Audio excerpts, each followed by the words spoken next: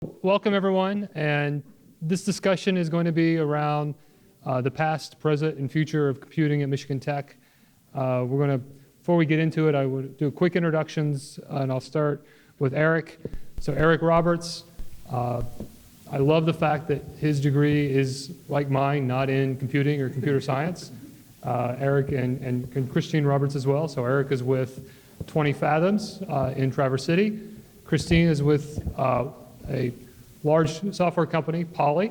Diane Marsh, who we've already met, who is at Netflix.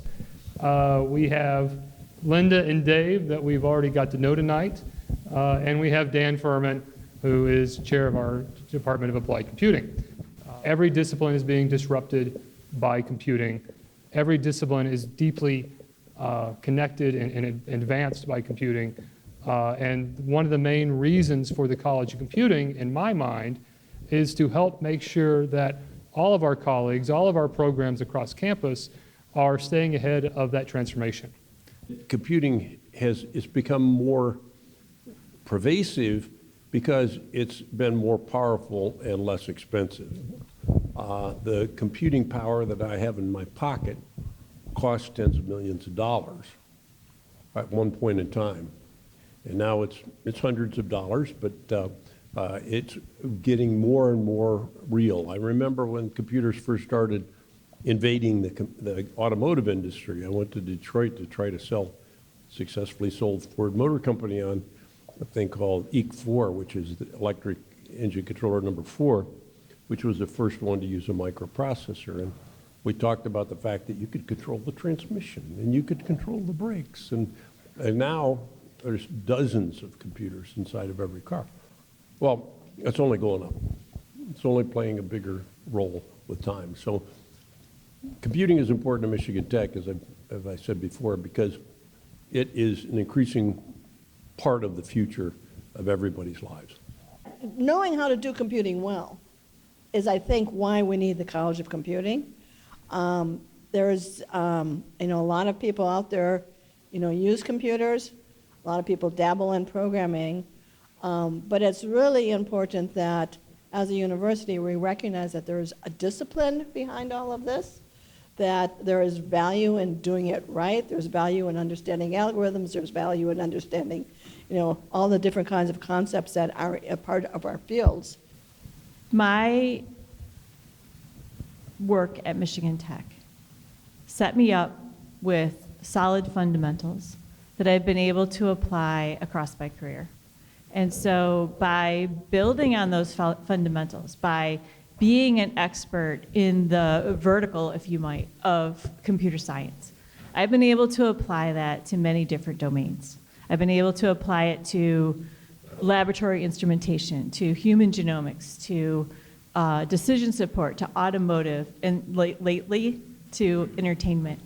It means that I've been able to keep my career fresh. It means I've been able to learn a little bit about a lot through my entire career. This is what really keeps me focused and interested and engaged in this discipline of computer science, but being able to apply it to a variety of different things. It never gets old. And so it's those solid fundamentals that I think have served me well. My experience here at Michigan Tech taught me a couple things. It taught me that there's nothing so hard that I can't learn it. If I reach out to people who are better at it than I am, then I will be able to contribute in a very positive way to anything I set my mind to. And that's what I got out of Michigan Tech. There needs to be someone who's going to stand up and say, here's how you do it well. So the other little joke that I like to say is that, all these sort of amateur programmers, they're like little kids singing in church. They're adorable, but not very good, right? And so we keep singing. Keep singing. So we need people who will stand up and say, to be an example to the university and say, this is the way to do it right. There is a side of computing which actually is not software development. Okay, there is the other piece of computing, which is creating the computing resources for all of you to be able to do your programming that you want to do. And we sort of think of that as computing infrastructure. We also work on operations technology as well. So other kinds of infrastructure, sort of physical infrastructure that's going to be blended with the computing infrastructure, and that blending is only going to get more and more tighter as time goes on, with what we call IT/OT convergence, information technology, operations technology. That's sort of the hallmark of Industry 4.0. And so we're kind of moving in that direction in the Department of Applied Computing. What really stands out to me there is that what you're seeing is the College of Computing evolve real time. That is, Michigan, you shouldn't be surprised, Michigan Tech's been evolved, they were a mining school, right? There's not a lot of mining being taught anymore, right? So over the course of time, you see this evolution, and it was possible, nobody wants to hear about back when you were in college. But when I would hear, I could get a mechanical engineering degree with almost no program. I did have Fortran. We did. We were forced to learn a little bit of Fortran. But you could get your mechanical engineering degree without any computing. You can't do that today. It has to be part of the, it's an ingredient of your degree. So that evolution in just the short time since I was here, that's the cool part. And that's what, when Dan talks about what's coming next, it's a constant evolution in computing. From an outsider, that's the coolest part about it. And a lot of that change is being driven by some of the sexiest, most high visibility companies in the country. Computing and innovation and startup and entrepreneurship are sort of commingled together in how we think about these things. And so, Eric, I sort of toss this to you to talk a little bit about what you see going on in this exciting, evolving space. I think in the startup space, you better know computing. Your business is going to touch computing, and it doesn't really care if you're a mechanical engineer or a biomedical engineer, electrical engineer, what you are. It doesn't care. So I think that line gets a lot more blurred, but my gosh, you better have some computing in there. Anyone else want to comment on that? Well, I don't want to dominate up here, but I have to say that having managed large teams of engineering, it's amazing the degrees that people have. I talked to because software plays such a big role, we had a lot of software people at Intel developing chips and chip technology. And you know, yes, there's a lot of computer engineers, electrical engineers, computer scientists, but you see astronomers and mathematicians and philosophers, people who had a degree in philosophy. They just they earned their way into the system, and they had a particular skill and expertise. And quite honestly, after you've been out of school for 5 or 10 years, it's sort of, what have you done since then? Well, and I'll just add on, I'll say it even a little bit differently. It's not even that they've earned their way into the system. It's that the system is craving that level of diversity and that approach from all the different areas and all the different perspectives, because, you know, everybody comes at a problem from a different direction, and so it actually makes it better, faster, stronger when we have folks coming in from all the different areas. What steps do we need to have so that computers are there, prevalent, but transparent? Well, I would like to say the dream has always been, you know, coming out of the computer industry, to make it invisible, to make it like the air we breathe. It's necessary for life, but we don't think about it. And we do that by making it more capable and more human-centric. A lot of the software that is used today, people are, as you point out, are aware of. If you ask a young person if they have a computer, you often get the answer no, but they take out their smartphone. And that's a wonderful case of making computing invisible, making it just part of the air that we breathe and part of our life. People driving cars don't understand all the things that a computer does inside of a car. That's special. That's what we want.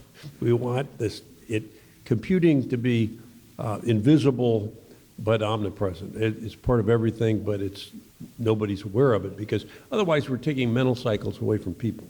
You know, making sure that the tools we're providing also come somehow with sufficient information, that they're being used appropriately and the information that's coming out is understood, you know, and so to make all that happen, I don't know the answer, but I think that's something we need to think about. One of the issues that we have right now with cybersecurity is that computing is so ubiquitous and everyone's using it. We're not aware of all the things that are going on that we may not be aware of and that we should be aware of, and that's why we have, I don't know how many hundreds of thousands of cybersecurity job openings right now for people, to understand those issues. So when you say computing's like the air we breathe, I mean, you're right, but we have to make sure the air is not poisonous, right? Well, one of the problems is that when we created the whole computing capability and universe, we all had these visions for wonderful things it could do, and it's done many of those wonderful things. But there are bad people out there, and bad people will do bad things. And if you give bad people a new tool, they'll do bad things with that tool. And we see now what's happening in society, and I think that's one of the challenges of computing going forward, is how do we make it safe? How do we make it reliable? How do we, cybersecurity is just one aspect of it, but mind melding and mind manipulation is another area where computing is being used today for very bad purposes, very evil, that are not serving society. And I think you made a great analogy. It's like breathing poisonous air.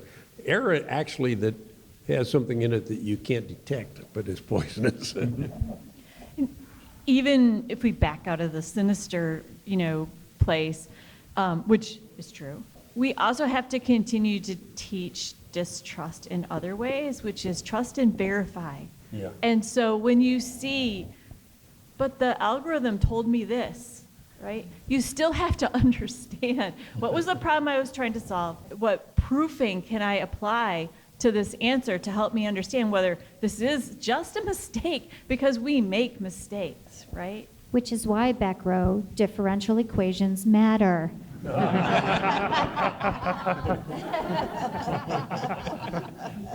Mic drop.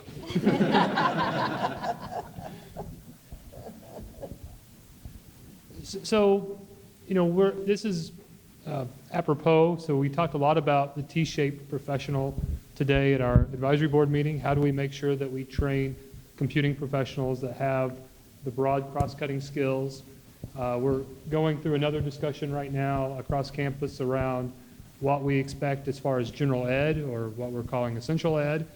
And one of the things I would love to hear, building on this, is how do we teach our students and our graduates to think about the ethical consequences of the technologies they produce? It's not can we build it, it's should we build it. And I think that that's a really important key to everything, regardless of what we're building or how we're building it, or what that thing is. And I see it show up in the product management discipline a lot more now than I did 10 years ago. But I think that's a key question, is not only can we, it's should we. And that's how we're approaching it in our industry, at least. When we're talking about general ed, let's not dismiss that as the checkbox of things that you have to do to get a degree. Let's talk about that as a checkbox of things you have to do to be a well-rounded individual in the world that we live in today. Yeah, we spent a lot of time today at the EAB talking about what we do very well at Michigan Tech, which is preparing students for careers, and I'm unapologetic about that. I'm okay with that. But there is this other conversation that I hear from time to time, that the role of a public university, or a publicly funded private university, as Dennis likes to call it, has nothing to do with that. It's to develop a well-educated citizenry, to create well-educated citizens who can be a part of society and who can think before they vote, and all these other things. That was part of the vision for public universities 100 years ago and more. And I'm all about helping students, be prepared for jobs, but we need to, and I think this speaks to your point about general education, becoming a good citizen is also an important, or helping people become good citizens, and also an important role for universities to play. You can build a diverse team, but if you don't actually build an inclusive team, you've wasted your time and you've burned all of the goodwill that you tried to build. If I can just leave you with one tactic for helping other folks in your organization who might be suffering from from a lack of inclusion, if you're in a meeting and you see someone dominating the questions, and you see that person who's trying to get a word in, but it just keeps leaning forward or has really bright eyes, has a question, and can't seem to interrupt the conversation in order to get in there, just say, I think so-and-so has something to say. You do the interrupting for them. Anybody can do this. Just figure out a way to interrupt the person who probably doesn't even realize that they're blocking this person who has something to say. Let that person get their opinion out there, because it might be really the game changer that you need. It goes even deeper in that there are people who just don't speak up, and there are people who dominate the conversation. And unless you hear from everybody, you're not getting all the information. So not only somebody who's trying to break in, but somebody who's just sitting there calling, do you have something to say? That's a really good point. Also, we've built a special way to deal with that at Netflix, where we have a memo-based culture, where before we have one of these big meetings where you're going to be brainstorming things, there are people, probably like the people you see up here, who are perfectly comfortable interjecting throughout an entire conversation. There are other people who are really deep thinkers, and they'll think on something, they'll read something, and they'll think on it, and they don't want to shoot from the hip. And you don't want them to shoot from the hip. You want them to bring that deep thought into your conversation. And so what we've learned is that if you put that memo out there and you let it live out for comments, that it might take 2 or 3 days for that person to come back with a comment. But man, when they do, it's so much of a contribution. It's so powerful. You lose that if you're only letting those of us, manage and direct the brainstorming. Yeah, the introvert might have the best idea. Yep. And it might never come out. Yep. So a relatively simple answer to a simple question. That's all the things you got to do. Okay, I'm going to have a really difficult question for the panel. I looked at nothing less from you. I looked at everywhere for the answer and couldn't find it. So if you cannot answer the question, don't feel embarrassed. Okay? What is computer science? So do you want to do computer science in particular or computing? What is computer science? Computer science. Well, there's 2 words and they're in the dictionary. It is the science of computing. I would differentiate it from the science of mechanical engineering or the science of electrical or communication or of chemistry or of geology. There's 2 parts of computing, and the first one is the study of computing as it exists for computing, not for something else. So I put operating systems, programming languages, and networking, a few things like that in that category. They're used by anybody who uses computing. Then there's the application of computing, and so a self-driving car is the application of computing. So my definition goes back to the dictionary. It's computing, the science of computing. Yeah, well, I've been called out by my mother, so I kind of have to say something at this point.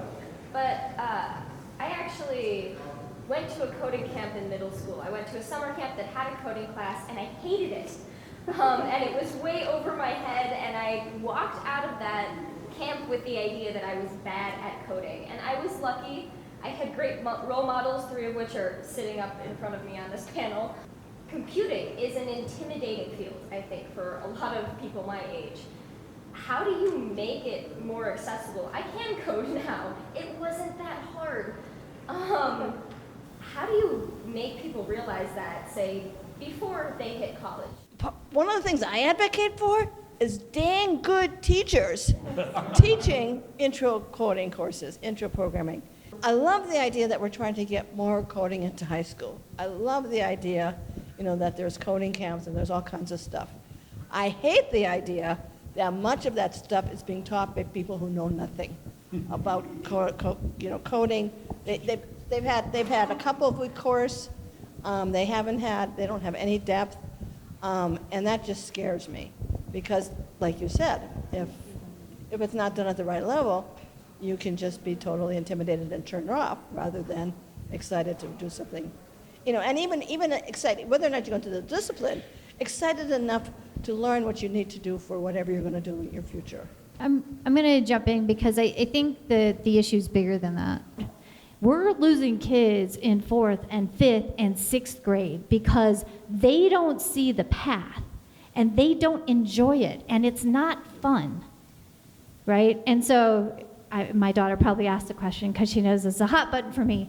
But, but please understand that that one experience took us 6 years to undo for my daughter, right? And you all can impact that going forward. Every one of you touches someone in that range somehow, some way, even if it's volunteering your time in a coding class because you actually know how to do it the right way. And you know what great coding looks like, and you know how to make it fun because you love it. So that's my tactical takeaway. And I'm the least qualified person to address this question, but that's never stopped me. You know, I spent my youth wanting to grow up to be a chemist, and I studied only chemistry, and started tackling problems that required the use of computers, that required that we created new computer solutions to problems that we couldn't solve before. And so, and in my space of building programs on the edge of computing, on the periphery of computing, in bioinformatics and computational chemistry, by stressing the problems that we can solve, that opened up computing to people who didn't grow up, you know, going to the computing camps, who didn't grow up writing code or being directed that way. And I've seen firsthand how addressing from the problem point of view, you've opened up to whole new populations of people who embrace computing and move into that space. And so one of the things I would love for us to be able to do is to stress how we can change the world, how we can solve the grand challenge of problems that are out there through the use of computers, and to really pivot to how we're going, you know, what is our impact in computing as a tool, computing as a discipline, as a way of making that happen. You know, we have a serious image problem in computing with females. So we have this image that computing is like being in a room with a T-shirt with you can't see outside and Doritos. Skittles and Mountain Dew. Yeah, right. And no social interaction, et cetera. But that's just a small part of what we are in computing. And we've got some examples here of people who've seen through that or punctured through that. And I don't think that either of you are going to say that's what your life is like, what your job is like. Skittles and Mountain Dew. So the final word on this one we're going to give to our colleague Chen Ding, who's part of our external advisory board and is also a professor of computer science at the University of Rochester. The proud graduate of Michigan Tech. So I was here 94 to 96 from MS degree. Good. So the world is not filled with Asian, Indian, or Chinese boys. I think we all need to go out. This is exactly what you said. That's right.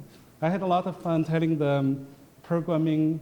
What's a program? It's a schedule. It's a itinerary. That's a too big a word. It's a recipe, and they write all the time. Excellent. So we have one last question from the audience, and then I have one more question for the group. Thank you so much for today's speech and amazing keynotes. I have a quick question.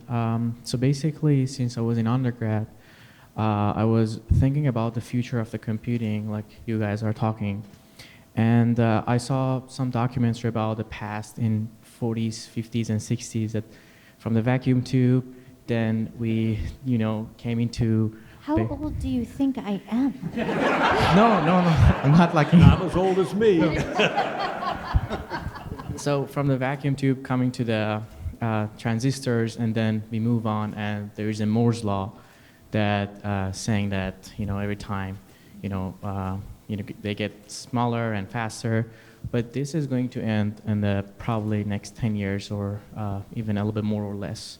What would happen for the traditional or current digital computing? Thank you. So this was not a plant. Past, present, future. We're ending on the perfect question. What is our computing future going to look like? It's not an easy question. Does anyone want to jump in as they see? I would like to say that in the computing in the past, the computing which will be in the past and the future is going the same place that the computing in the past has gone, trash. It's going to be obsolete, just like your laptop and your phone get replaced all the time. Today's stuff is going to be junk 5 years from now. And I think part of your question is, whatever problems people are currently studying that may or may not be relevant in the future, hopefully those same skills they'll be able to apply to whatever paradigm or whatever. It's the kinds of things that I taught Diane a couple years ago. She's had to pick up a few more things since then. And that's presumably the same thing will happen. So, a lot of what, particularly in the graduate level, but all the way along, is really learning how to solve problems and think about things. Like, we're going to be done in a few years, all of us up here, right? But honestly, you get to go define that. To me, that's what the engineers of tomorrow, that's what this education is preparing you for. You get to tell us what that's going to look like. So we'll be all in a kayak somewhere just enjoying the day. You can tell us what's going to be. Yeah, I'm going to win that. The demise of computing as we know it today has been forecast for a really long time. I graduated from Michigan Tech in 1986. I started a job in 1987, and it was all the rage to say that we weren't going to need programmers anymore. Yeah. These systems are going to write themselves with the way that we're doing visual programming. It's all going to, be taken care of. I don't want to be the curmudgeon that's like, that's a little on the edgy side, but I want to say that we found a way to keep going. We found a way to keep living the dream. We found a way to go well beyond what we could have done in 1987, I dare to say. Mm-hmm. And we've thrown a lot of things at problems. We've thrown distributed systems at problems. We've thrown a vast number of solutions that extend the lifetime of the problems that we're able to solve that we wouldn't even have envisioned back then. I worked with Gordon Moore for 23 years. And Gordon, throughout that time, always said, and he said in his original article, that this trend is going to continue for the next 10 years, but I don't know after that. And he said that for all 23 years that I worked with him, that he only could see it for 10 years. And what we're seeing in the popular press talks about the end of Moore's Law, and what they're confusing is Moore's Law with optical scanning or shrinking. And that took over in the 70s and is about out of gas. And now we're looking at all different ways. You mentioned different ways to increase computing. And if you look at what's in the cloud, in cloud computing today, we're figuring out how to use those elements in different ways. And you mentioned some other technologies have been mentioned about going forward, what kind of computing we might have. And to say that we can't see beyond 10 years ain't new. We've never been able to see beyond. We never knew what was going to happen. And it just, because of the impact on society, there's so much resources that go into it today. There's so much research that's being done in industry and in universities that you just have to have some faith something's going to come out of it. And I believe it's going to continue. I don't believe these people that say it's over. Just stop crypto mining. They'll all be fine. They're talking about floppy disks. Well, I could tell you about delay lines and shift registers. sometimes the technology, it might already be here, but it's not quite relevant yet. So I think there's a really good example with artificial intelligence. So artificial intelligence has been around since the 60s and 70s, right? But it was, for 50 years, it was the technology of the future, always has been, always will be, until about 10 years ago, when combined with a few other things, all of a sudden, artificial intelligence became relevant, okay, and became valuable, and then people who knew AI were getting all kinds of, you couldn't hire them at universities because they were being hired away by Google and everyone else, right? So, the technology may already be here, we just haven't quite. Okay, so we're going to end on the most important question that we've asked all night. Address it to each one of you. What is it that you're most excited to do while you're visiting back here in the UP? Is it get a pasty? What is it? So Eric, we'll start with you and we'll work our way down. Probably go to the ambassador tonight. Pickled egg at the doghouse. There we go. All right. I answered this earlier for Dennis, and I said, I really wish I had time to go cross-country skiing, but what I'm really hoping to do is to go see some waterfalls. Linda, you want to weigh in? I get to do everything I want every day. I'm going to add some detail what Eric said. The garlic chicken pizza and the Keweenaw Peninsula beer at the Ambassador. We'll see you there. I'm with Linda. It's like it's just the air you breathe. it's like the air you breathe. That's right. Remember that time we saw each other at Swedetown, and we both said, "Why would anyone want to live anywhere else?" That's kind of where I am. You know. All right, and with that, we are going to call it an evening. Thank you to our panelists. Let's give them a big round of applause.